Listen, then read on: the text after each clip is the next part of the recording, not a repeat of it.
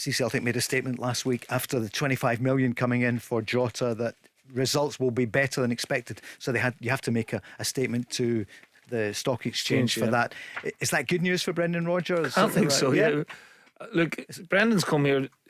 He has talked about Europe, and Champions League is the blue ribbon event, and he will, like we talked about on the previous show, not many clubs give you the opportunity to manage in the Champions League. So that's a big carrot for Brendan going back, and he will want to make an impact, and he'll want to bring some quality players in. It's not just about the money, it's about the quality of the player.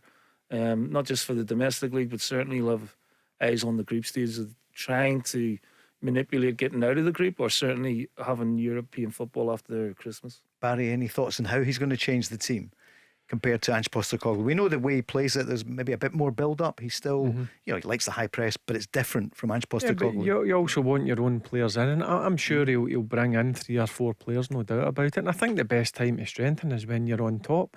I've always says it. I says that when I was at Rangers, when we were winning titles.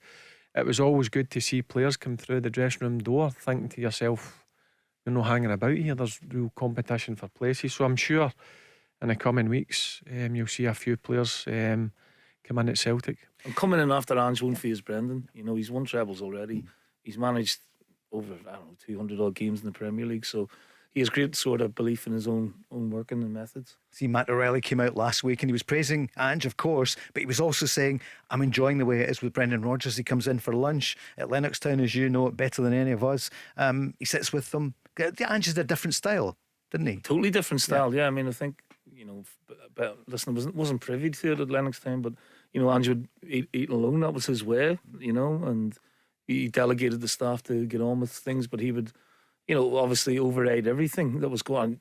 Just because he wasn't there, Paul, didn't mean he didn't know what was going on. Sure. Trust me. Yeah. And Brendan's got a different approach, and touched on different styles. Everyone has their own style, and Brendan will want to implement his style and his philosophy on the new squad that he's inheriting here.